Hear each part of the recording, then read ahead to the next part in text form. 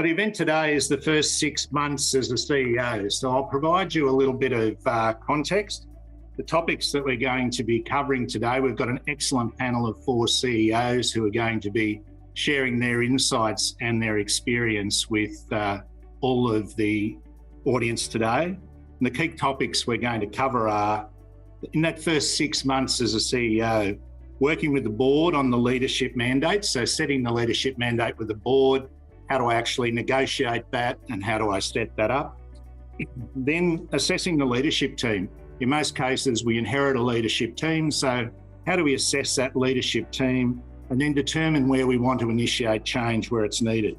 Once we're at that stage, we then start to think about setting the strategy and the culture for the organisation. And in many cases, with a new CEO, we recognise that there's a reset that's required.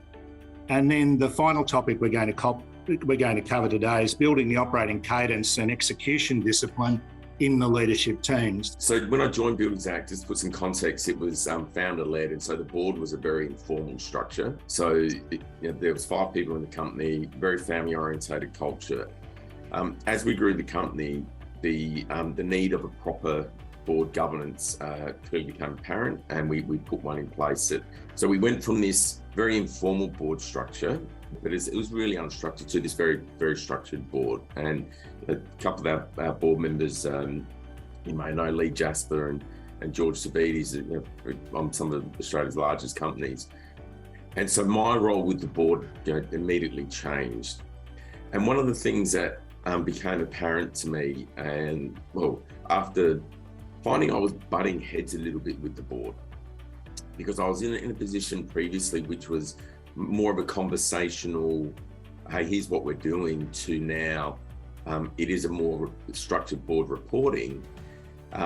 It took a little bit of maturity for me to work through, actually, they're not challenging me in what I'm doing here as a CEO. They're wanting to understand, to be able to leverage their experience and give me some guidance. And something that helped me adapt to that was shifting the way I thought about the board, from being, I'm sort of reporting to the board, to actually, the board is my primary team. Yes, there's execution things that happen in the day-to-day that the executive team work on, but things that are important for the board around, whether it's governance, obviously cash position of the company, are you making your targets, exposures, etc. I shifted it from being a challenge, am I doing this stuff right, to we're collectively looking at these things. And that changed the whole dynamic between myself and the board. The second thing that I did that I wish I'd done sooner on in that process was, we actually had an open discussion about the way of working as a board. One example was, someone said, oh, it's like you're heading towards a wall in a car and you're putting your foot on the accelerator and you're going to have a massive crash. It's like, well, I know I've got a challenge, guys. I don't need to be told that, right? That's not constructive.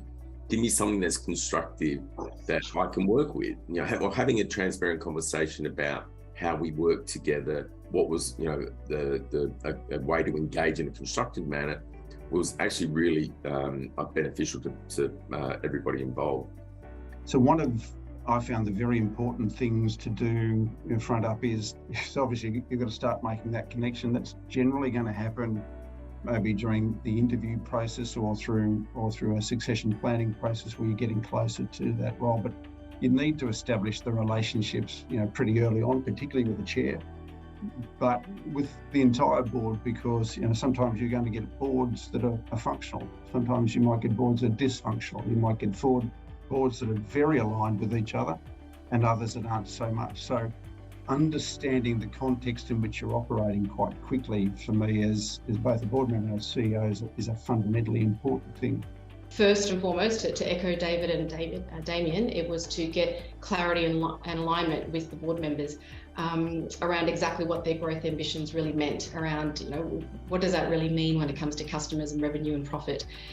So once that clarity and alignment, once we had that clarity and alignment, it was about really strategy, structure, and skills. And for me, it was sort of really thinking through the strategic drivers that would lead to the growth ambitions that the board has, and just bringing a laser sharp focus onto those strategic drivers.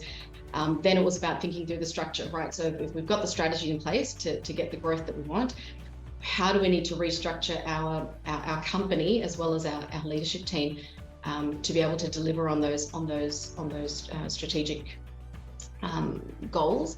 And then finally, it was a skill set. So, once the structure was set of how we needed to structure ourselves, do we have the right people in the right seats on this bus, so to speak? So my first key learning was to know what you don't know, and to understand the areas that you have good experience and understanding of, and the areas that you need to build your capability and build your understanding. And that takes time, and it's not something that you want to rush. Where does the value lie? How do we maximise value? And then if you apply that to your different functions or your different leads in your leadership team, what value do they deliver? Are they maximising it? Is there a gap between where the value is at the moment and where you think it should be? But if you constantly focus on where the value lies and are we maximising it, you quickly start to understand how the leadership team is performing and how they're delivering upon that.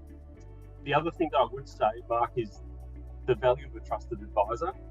And I've worked with Mark Emerson now for a long time, back in my days in sales and marketing. But having someone that you can have an open and honest and trusting conversation with, somebody who will tell you the truth, I just encourage those people to try and find those people in their network, and those trusted advisors may be in your leadership team themselves. Typically, finance directors can give you pretty honest advice as well and feedback, but if you can work your network and find somebody who can give you that support, I think that's invaluable also. But for me, the strategy actually needs to be very tied to the purpose. If people can't believe that the strategy that you're working with aligns to the purpose of the company, then people aren't going to engage in the company. So you're going to have a culture where people are showing up to get their paycheck, not teaming, not collaborating. And so for me, setting what you call it your North Star, ground everybody on what that purpose is, and then, okay, here's our strategy to go and execute or to go and achieve that purpose, then people buy into it. I guess the final point I'd make is you don't have all the answers as a CEO. Sometimes people, that may shock you. I say that to people, I don't have the answers. I don't. So having an open environment where people are bought in on the strategy, they're bought in on the purpose, then you get insight, you get perspective from the team that helps you be successful. So to do that, you obviously need a very safe environment. And, I've used Lighthouse 3 or 4 times through my career to facilitate that. So it's not me, in the room all the time, because you're allowed personality. It doesn't matter whether you speak very softly or not, just because you've got the title CEO, you're a loud voice in the room. And so using an independent party to actually help you, align people, get them talking, get them sharing, so then you actually get greater insight about what's happening in the company, I think is very, very important. When I was first appointed CEO, one of the first people that came to mind was actually Peter Nankervis from Lighthouse. I've worked with Peter before, and what I really, really loved about the way that Peter does what he does is he gives you the framework and tools that are just simple and easy to grasp and implement. And when I was speaking to Peter and trying to sort of get across what I was trying to accomplish, he went away, thought about it, came back and said, I've got it, we'll use the compass. And I was like, okay, well, tell me more. And the compass framework is what we're using at the moment, actually, to get that alignment around strategy and culture with our leadership group. And just really briefly, and Peter can probably would do a much better job explaining the compass, but I'll give it my best shot. So North is really your North Star, your purpose, some of the things that David just mentioned. It's the vision, it's the direction, it's the strategy, it's the North Star of where we want to be and where we want to go as a company. Then if you go east, think of Eastern philosophies, behaviors, culture, values. To get to our north, how do we need to show up as a leadership group? What does that mean for us? Then you head south, and these are things that'll try and hold you back, right?